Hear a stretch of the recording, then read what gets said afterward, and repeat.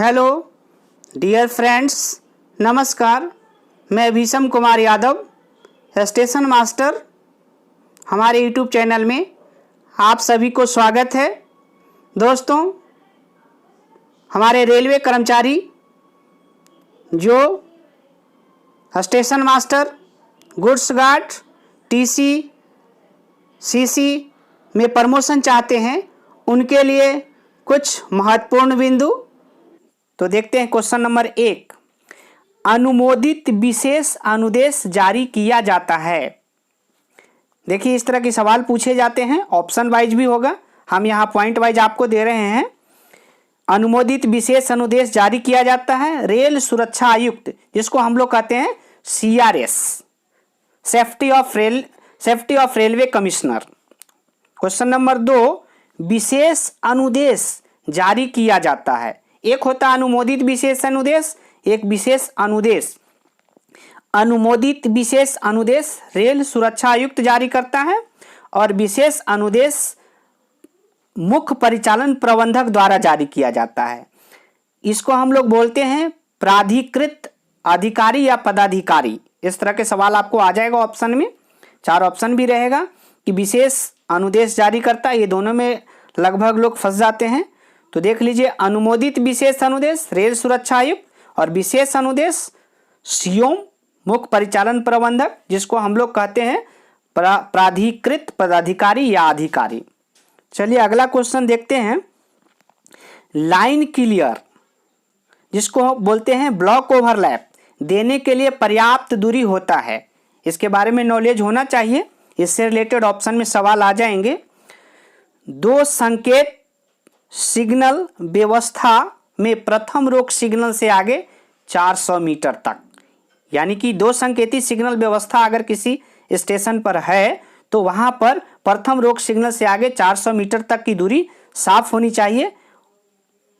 और बहुसंकेती सिग्नल व्यवस्था की बात करें तो प्रथम रोक सिग्नल, यहां पर मिस्टेक है, रोक सिग्नल से आगे 180 मीटर तक की दूरी साफ होनी चाहिए। तो आपको ये दोनों ब्लॉक ओवरलैप के बारे में याद होना चाहिए कि ब्लॉक ओवरलैप 2 संकेती सिग्नल व्यवस्था में होता है 400 मीटर और बहुसंकेती सिग्नल व्यवस्था में होता है 180 मीटर। अब देखिए, यहाँ लिखा हुआ है वह दूरी जो सुरक्षा के दृष्टि से पर्याप्त हो, पर्याप्त दूरी कहलाती है। यानी कि पर्याप्त दूरी की बात करें, जो संरक्षा के दृष्टि से पर्याप्त होती है, जो कि ब्लॉक ओवरलैप में द्विसंकेती सिग्नल व्यवस्था में 400 मीटर और बहुसंकेती सिग्नल व्यवस्था में 180 मीटर होता है। चलिए आगे देखते हैं। क्वेश्चन नंबर 4, सिग्नल ऑफ करने के लिए, अभी अपना देखें कि ब्लॉक ओवरलैप अब देखते हैं सिग्नल ओवरलैप के लिए पर्याप्त दूरी क्या है। ये भी सवाल पूछा जाएगा, ऑप्शन में रहेगा। इस बार तो सारा सवाल ऑप्शन वाइज आएगा, मल्टीपल चॉइस होगा, जिसमें ऑप्शन रहेगा कि सिग्नल ओवरलैप के लिए पर्याप्त दूरी द्विसंकेती सिग्नल व्यवस्था में कितना है या बहुसंकेती सिग्नल व्यवस्था में कितना है। तो देखिए, सिग्नल ओवरलैप 2 संकेती सिग्नल व्यवस्था में सिंगल लाइन पर अंतिम ट्रेलिंग पॉइंट से आगे एवं डबल लाइन पर स्टार्टर सिग्नल से आगे 180 मीटर की दूरी तक लाइन साफ होनी चाहिए। ये है सिग्नल ओवरलैप। चलो बात करते हैं बहुसंकेती सिग्नल व्यवस्था में।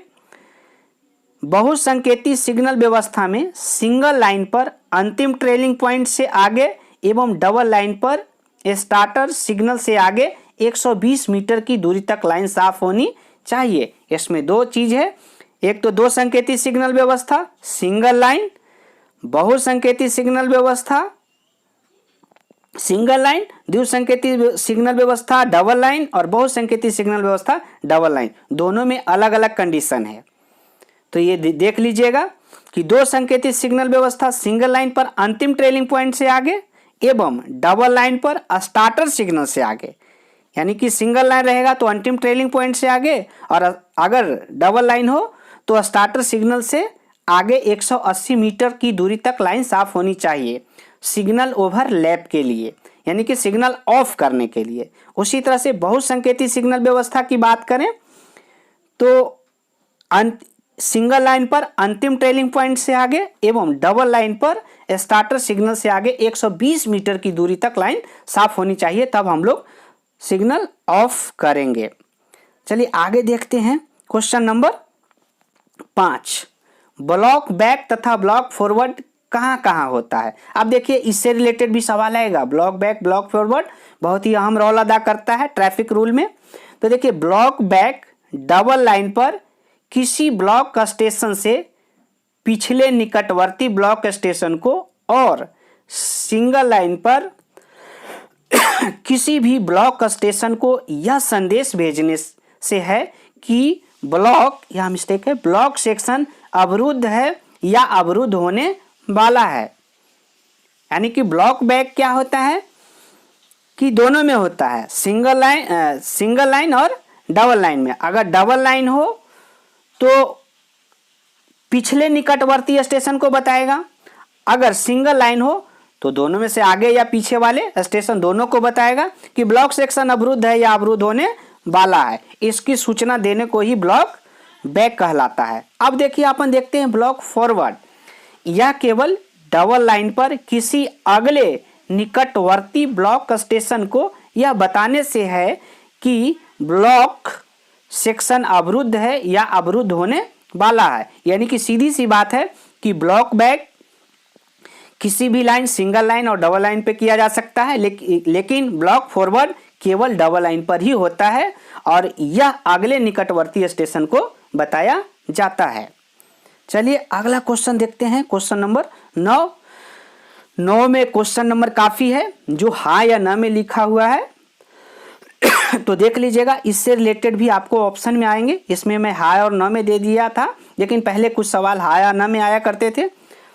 तो देखते हैं ए 9 का ए, बी क्लास ब्लॉक स्टेशन पर 2 संकेत सिग्नल व्यवस्था के सिंगल लाइन पर कम से कम आउटर व होम सिग्नल होता है।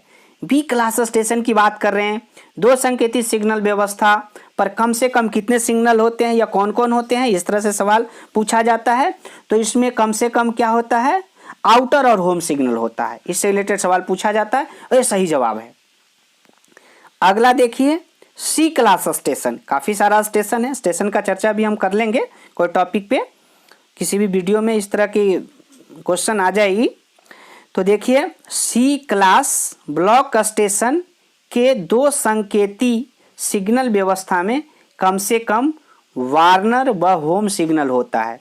ये भी सही है, क्योंकि अगर बात करें सी क्लास स्टेशन की 2 संकेती सिग्नल व्यवस्था में कम से कम वार्नर और होम सिग्नल होता ही होता है। चलिए अगला सवाल सी, बी क्लास ब्लॉक स्टेशन के स्टेशन सेक्शन में रुकावट होने पर किसी गाड़ी को लाइन क्लियर नहीं दिया जा सकता। ये गलत है, क्योंकि हम जानते हैं बी क्लास स्टेशन का परिभाषा ही है कि स्टेशन, बी क्लास स्टेशन उस स्टेशन को कहते हैं जिसके स्टेशन सेक्शन में रुकावट होने के बाद भी किसी गाड़ी को लाइन क्लियर दिया जा सकता है। अर्थात किसी भी बी क्लास स्टेशन के स्टेशन सेक्शन में अगर कोई शंटिंग कार्य चल रहा हो या कोई रुकावट भी हो तो भी अन्य दूसरी गाड़ी का लाइन क्लियर दिया जा सकता है। चलिए अगला सवाल देखते हैं। कोहरा सिग्नल खंभा स्टेशन पर सबसे बाहरी सिग्नल से 270 मीटर के अंदर की ओर लगाए जाते हैं। ये भी गलत है, क्योंकि यह 270 मीटर बाहर की ओर लगाया जाता है, अंदर की ओर नहीं लगाया। सबसे बाहरी सिग्नल से 270 मीटर बाहर की ओर लगाया जाता है। चलिए अगला सवाल देखते हैं। जिस वाहन को 4 व्यक्ति मिलकर लाइन पर उठा सकते हैं उसे लॉरी कहते हैं। देखिए ये सवाल पूछा जाता है, कई एक बार पेपर में आया है कि लॉरी को उठाने के लिए कितने आदमी की आवश्यकता होती है, कम से कम। तो देखिए ये गलत है। लॉरी को उठाने के लिए कम से कम 6 आदमी होना चाहिए, पूछा हुआ सवाल है, कई बार पेपर में आया है और आपको ऑप्शन में भी आएगा कि लॉरी को उठाने के लिए कितने आदमी की आवश्यकता होती है। तो कम से कम 6 आदमी चाहिए, वो भारी होता है। इसमें लिखा हुआ है 4 आदमी, तो ये गलत है। यानी कि कम से कम उसको उठाने के लिए 6 आदमी की आवश्यकता होती है। चलिए आगे देखते हैं। यदि कोई गाड़ी विभाजित हो गई हो तो फाटक वाला उस गाड़ी के चालक व गार्ड को स्टॉप हैंड सिग्नल दिखाएगा। अब देखिए, यदि कोई गाड़ी विभाजित हो गई हो तो फाटक वाला उस गाड़ी के चालक व ड्राइवर को स्टॉप हैंड सिग्नल नहीं दिखाएगा। सही जवाब है, उसको स्टॉप हैंड सिग्नल नहीं दिखाएगा, उसको संकेत देगा कि गाड़ी आपका विभाजित हो गया। इस तरह से वह झंडा को ऊपर और नीचे तेजी से करेगा। लाल झंडा को ऊपर और नीचे अपनी पूरी हाथ को सिर से पैर तक ऊपर नीचे करेगा, जिससे यह संकेत गार्ड और चालक को मिलेगा कि हमारी गाड़ी विभाजित हो गई है। चलिए अगला सवाल देखिए। मानक समय की सूचना प्रमुख स्टेशनों पर प्रतिदिन 16 बजे भेजी जाती है। एकदम सही जवाब है, क्योंकि प्रत्येक स्टेशन पर घड़ी में समय का मिलान जो होता है 16 बजे होता है पर डे। कंट्रोलर सूचना घंटी कंट्रोल के थ्रू सभी स्टेशन मास्टर को यह सूचित करता है कि भाई 16 बज गया, आप अपना घड़ी मिला लो। चलिए अगला सवाल। अग्रिम प्रस्थान सिग्नल अंतिम रोक सिग्नल, इसको सही कर लीजिएगा, रोक सिग्नल नहीं होता है। देखिए ये गलत है, क्योंकि अंतिम प्रस्थान सिग्नल भी एक रोक सिग्नल ही है। अगर वो ऑफ नहीं करेंगे तो गाड़ी आगे नहीं जाएगी, यानी कि ये गलत है।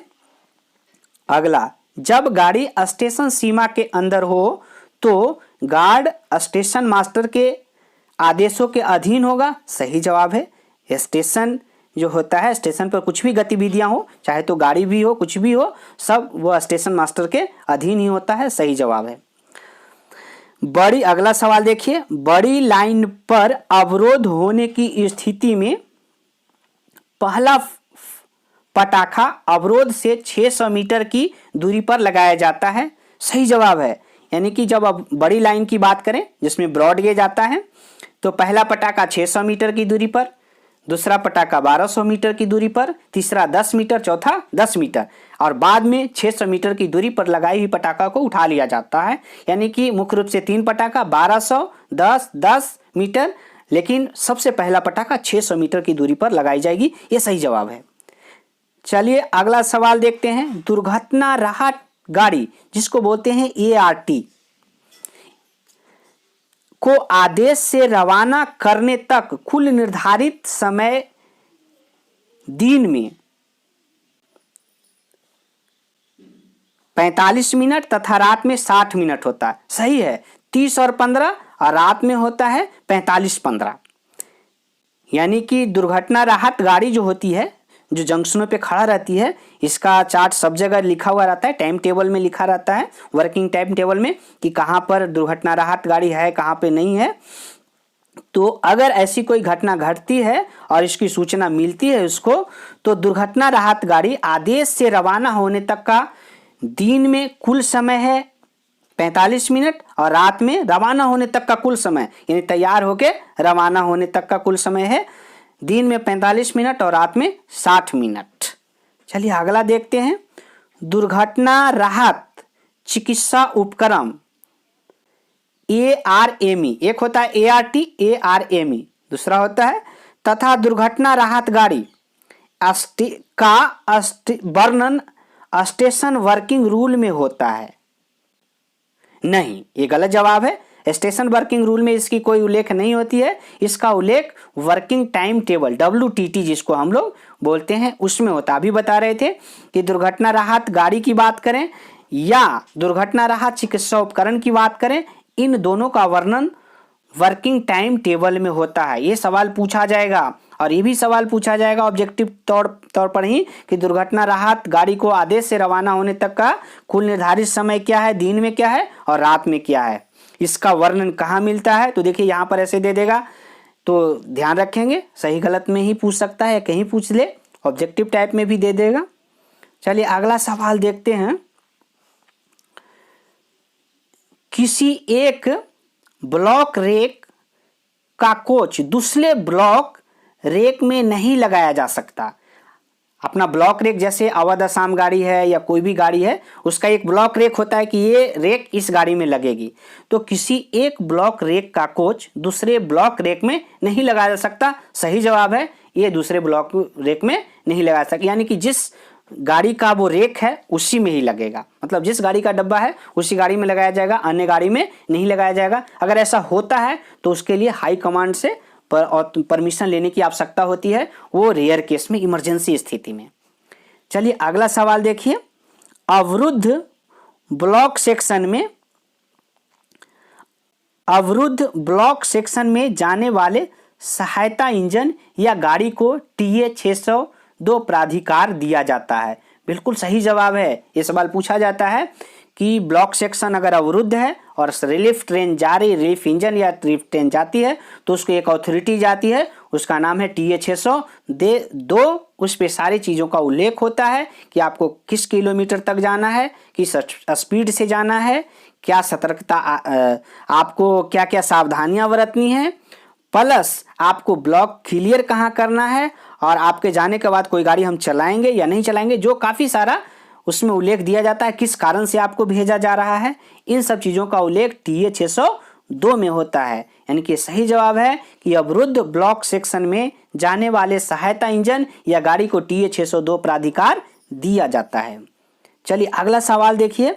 VTO, जिसको VTO हम लोग कहते हैं, विजुअल टेस्ट ऑब्जेक्ट, VTO बहुसंकेत सिग्नल व्यवस्था में 180 मीटर व 2 संकेतिक सिग्नल व्यवस्था में 300 से 350 मीटर की दूरी पर लगाया जाता है। सही जवाब है, बिल्कुल सही है, क्योंकि यह स्टेशन से इतने मीटर की दूरी पर लगा दी जाती है, वहाँ पर जगह बना होता है स्टेशन पर, वहाँ से जाके VTO को देखना पड़ता है। और ये बहुसंकेती सिग्नल व्यवस्था की बात करें तो 180 मीटर की दूरी पर लगाई जाती है, और 2 संकेती सिग्नल व्यवस्था की बात करें तो 300 से 350 मीटर की दूरी पर लगाई जाती है, और ये सही जवाब है। चलिए अगला देखिए सवाल। सतर्कता आदेश, जिसको बोलते हैं कॉशन ऑर्डर, कितने प्रकार के होते हैं? ये सब लोगों को पता है, स्टेशन से जो काम करते हैं उनको 3 तरह के होता है। एक तो होता है सामान्य सतर्कता आदेश, जिसको बोलते हैं T 409। इसका फार्म नंबर याद रखिएगा, आपको एक सवाल पूछा जाएगा कि सामान्य सतर्कता आदेश का नंबर क्या है, तो T 409। एक होता है नील सतर्कता आदेश, जिसको हम लोग बोलते हैं TA 409। ठीक है। एक होता है, आपको बता दूं, रिमाइंडर, मतलब याद दिलाने वाला, जिसको हम लोग बोलते हैं TB 409। मतलब अमूमन स्टेशन पे जो कार्य करते हैं, पॉइंट्समैन हो, मास्टर हो, यूम सबको पता होता है कि ये 3 तरह की सतर्कता आदेश होती है, जिसमें एक सामान्य सतर्कता आदेश, ये notice station, terminal station, nominated station, वहाँ से दिया जाता है प्रत्येक गाड़ी को। और नील सतर्कता आदेश भी दिया जाएगा वहाँ जहाँ से गाड़ी ऑरिजिनेट होती है, नोटिस स्टेशन है, नॉमिनेटेड स्टेशन है, उन सब जगहों पर अगर कोई सतर्कता आदेश नहीं है तो नील दिया ही जाएगा, कम से कम नील दिया जाएगा। अगर कुछ है तो T 409 दी जाएगी। अगर बीच का कोई स्टेशन है, कहीं रिमाइंडर देना है, मतलब उस स्टेशन से गुजरने के बाद जस्ट कोई क्वेश्चन आ रहा है तो रिमाइंडर दिया जाएगा TB 409, उसको याद करने के लिए कि भाई आगे जो जा रहे हो इस ब्लॉक सेक्शन में या ब्लॉक खंड में, यहाँ पर आपको पीछे से नॉमिनेटेड स्टेशन या ऑरिजिनेटिंग स्टेशन या जो भी हो उस स्टेशन से आपको क्वेश्चन ऑर्डर मिला था, उसका रिमाइंड करा रहा हूँ TB 409 के थ्रू कि आपको आगे जाते ही इस तरह का क्वेश्चन मिलेगा। इस तरह की सतर्कता आदेश बरतने की जरूरत है। तो इस तरह से 10 सवाल थे, लेकिन इसमें सवाल काफ़ी थे सही गलत में, वो भी सवाल आपको ऑब्जेक्टिव के रूप में आएंगे। इस तरह की वीडियो आगे भी हम डालते रहेंगे। तो आपसे रिक्वेस्ट है कि कम से कम चैनल को लाइक और सब्सक्राइब करें ताकि हमारा भी मनोबल बढ़ता रहे। धन्यवाद।